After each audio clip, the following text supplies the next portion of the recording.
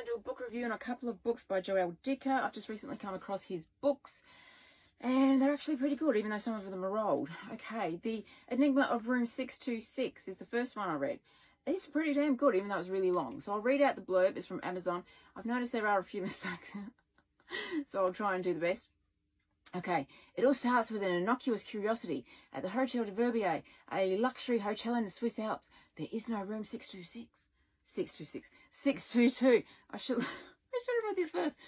This anomaly piques the interest of an author. It's got his name on the blurb, but I don't know why. Switzerland's most famous literary star, who flees to the Verbier to recover from a bad breakup, mourn the death of his publisher, and begin his next novel. Before he knows it, he's coaxed out of his slump by a fellow guest who quickly uncovers the reason behind 622's erasure, an unsolved murder. The attendant circumstances. A love triangle and a power struggle at the heart of Switzerland's largest private bank, a mysterious counterintelligence unit known only as P30, and a shadowy figure with much more money than God. Okay, look, this is murder mystery galore. I'll say that. It was just one of those things that just kept coming, and twisty turning. I really liked it, regardless of how long it was, and it's a translated edition, and I think it's from French. Now, I actually didn't mind that. It didn't seem like it was translated, so it's really readable. The only issue I had was the timeline. It kept bouncing back and forth, and the only year that was specific was the year that the author was in, which is 2018. Everything else was a little hard to keep up with. It was like 20 years ago, 5 years later, 3 years ago, 20 years later. So it was just a bit bouncy, and you couldn't quite keep up with everything that was going on. There was also a twist at the end I didn't see coming, and I had to go back and read the last couple of pages again. Interesting turn of story there. Yeah, again, that was a timeline problem, because when did it happen? I mean, I couldn't quite keep up with the timeline, so maybe that was a me problem, but it could have been a writing problem. I don't know. Now, I seem to be reading a few novels about authors, and this was one. I gave it 7 out of 10, 3 off of the timeline issues, but the cover is amazing, so there is that to consider. The second book is The Truth About the Harry Quebert affair, which is about 10 years old, and it was made into a series with, what's his name, McSteamy, Patrick Dempsey. Haven't seen it, but I have read the book, and I'll read a part of that out. Okay, so the blurb, I've got it in large print here. August 30, 1975, the day of the disappearance. Excuse me. The day Somerset, New Hampshire, lost its innocence. That summer, struggling author Harry Quebert fell in love with 15-year-old Nola Kelligan. 33 years later, her body is dug up from his yard, along with a manuscript copy of the novel that made him a household name. Quebert is the only suspect.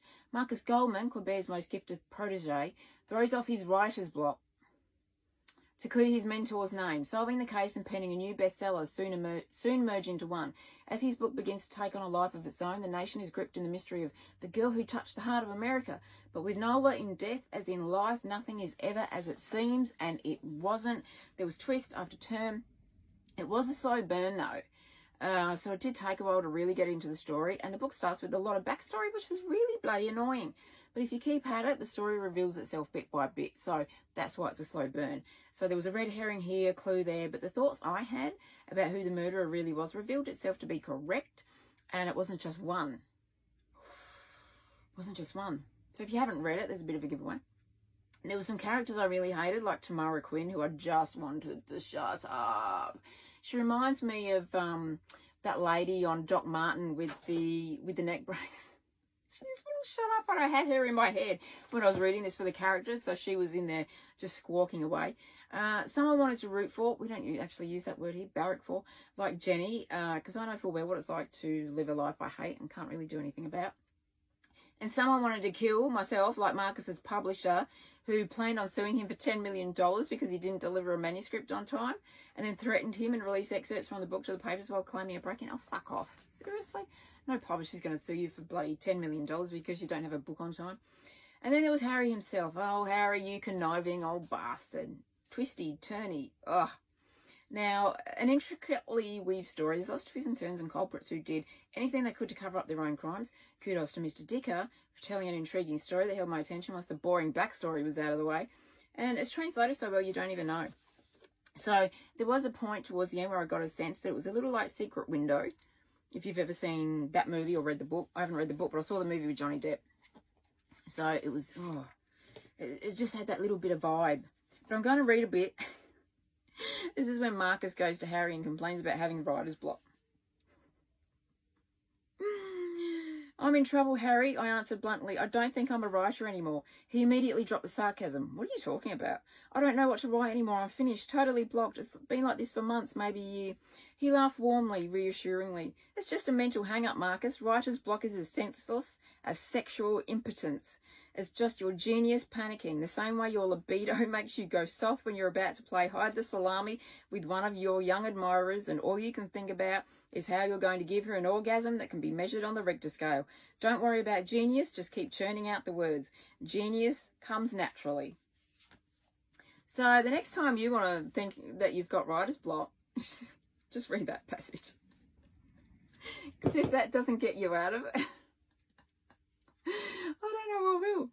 So that is the truth about the Harry Quebert affair and the Enigma of Room 622 by Joelle Dicker. Great. Just do it. Read them.